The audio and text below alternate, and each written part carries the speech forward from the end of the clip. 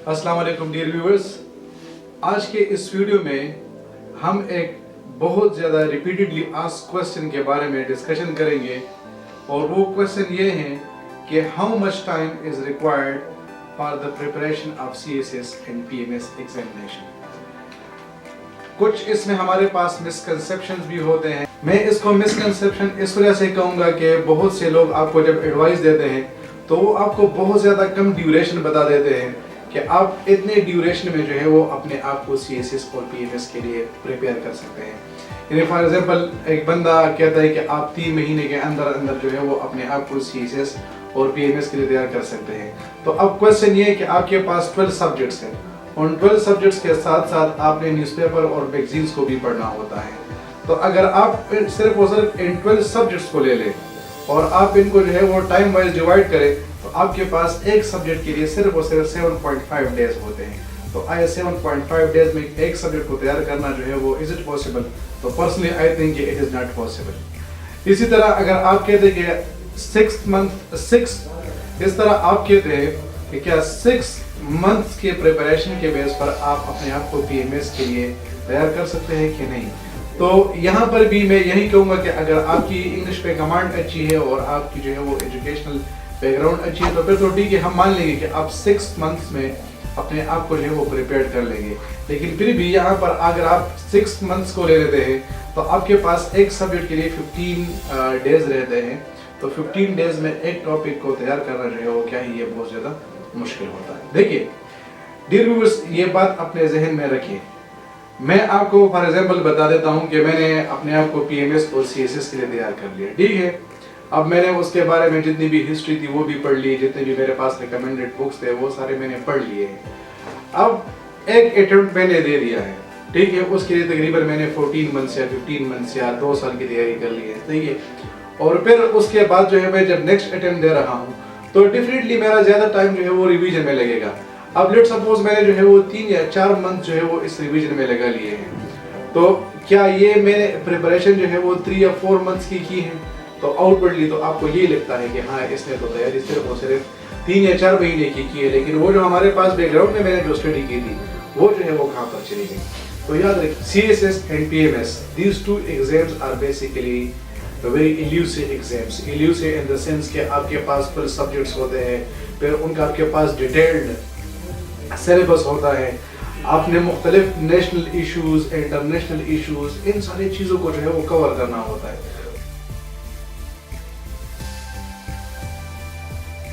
एक साल या 1 साल से ज्यादा का दौरान ये जरूर लगता होगा।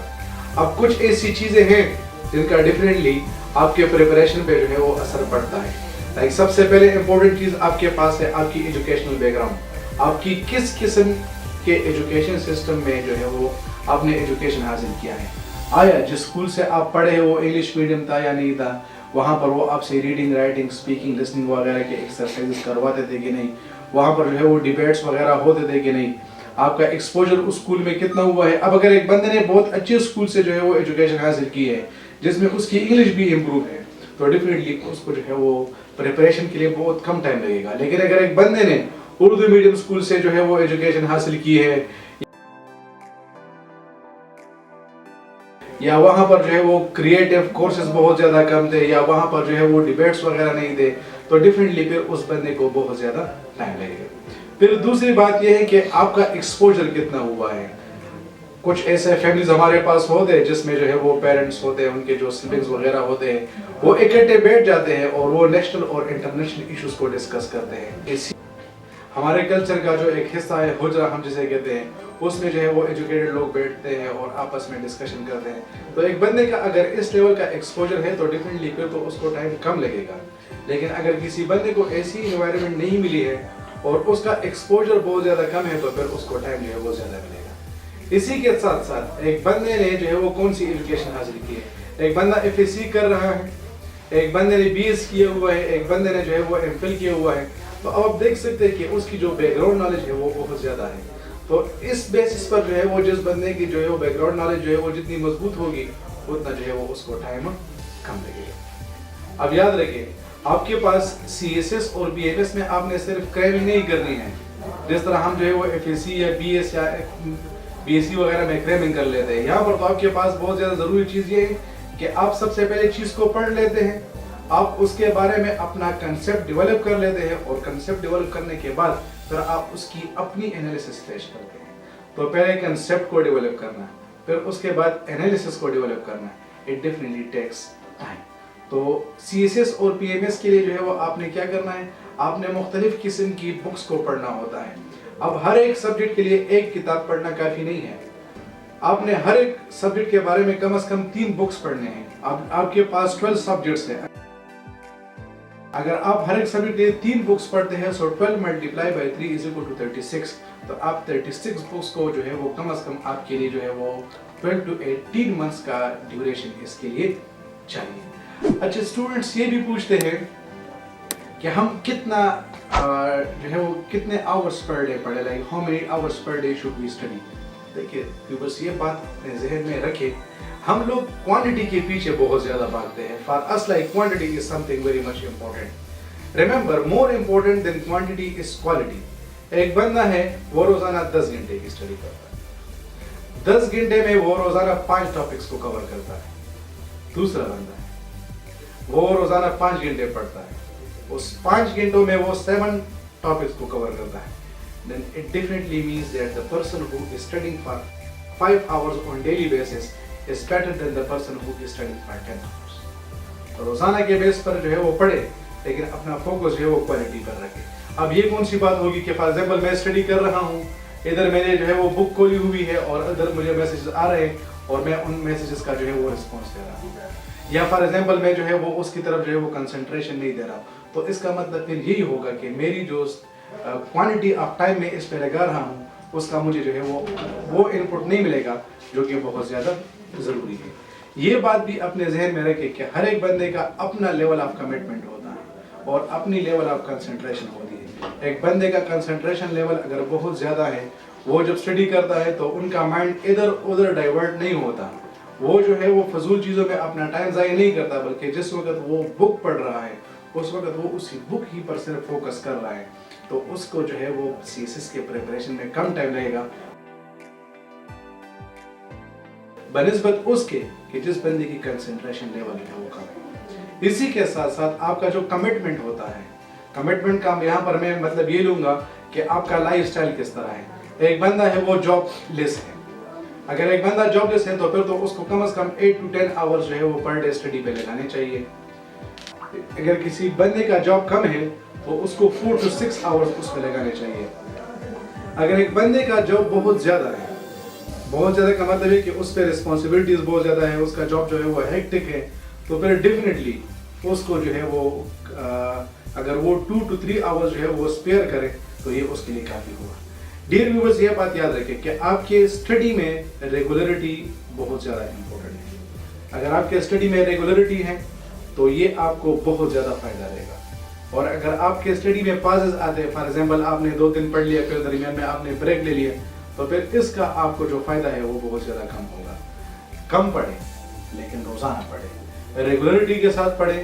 جتنی آپ کی اسٹڈی میں ریگولرٹی ہوگی اتنا آپ کی لیول آف انڈرسٹینڈنگ جو ہے وہ زیادہ ہوگی, اتنا ہی آپ کی انڈرسٹینڈنگ بھی بہت زیادہ اچھی ہوگی, اور اس طرح آپ جو ہے وہ بہت زیادہ چیزوں کو جو ہے وہ آسانی سے سیکھ بھی سکیں گے. اس طرح آپ جب کنٹینیوسلی پڑھتے ہیں تو اس میں یہ کمال بھی ہوتا ہے کہ آپ کی جو کمپریہنشن ہوتی ہے, کمپریہنشن کا مطلب ہوتا ہے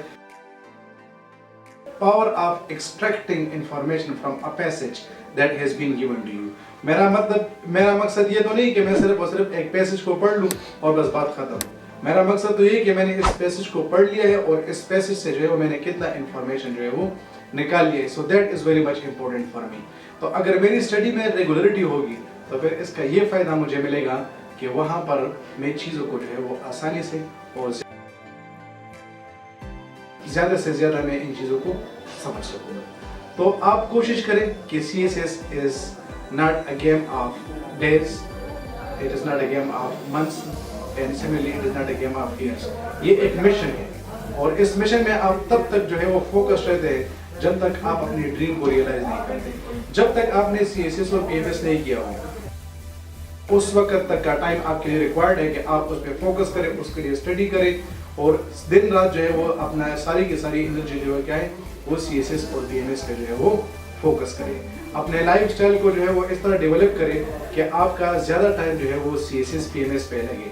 اب ضروری نہیں کہ آپ اپنا ٹائم جو ہے وہ صرف اور صرف ریڈنگ بکس پہ لگائیں.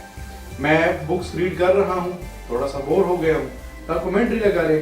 آپ کا مائنڈ جو ہے وہ آپ کے مائنڈ کو ایک نئی فوڈ ملتی ہے, تو آپ ڈاکومنٹریز کو دیکھتے ہیں, آپ ویڈیو لیکچرز کو سنتے ہیں.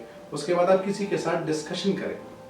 ڈسکشن میں بھی پھر آپ کو جو ہے وہ ایک نئے قسم کا انوائرمنٹ ملتا ہے, اور آپ دیکھ سکتے ہیں کہ آپ کا ٹائم بھی جو ہے وہ نہیں ضائع ہوا ہے. پھر اسی طرح آپ جب اسٹڈی کرتے ہیں تو آپ اپنے سبجیکٹس کی سیگمنٹیشن کرتے ہیں. سبجیکٹ کی سیگمنٹیشن کا مطلب یہ کہ آپ اپنے سبجیکٹس کو ڈیوائڈ کرتے ہیں.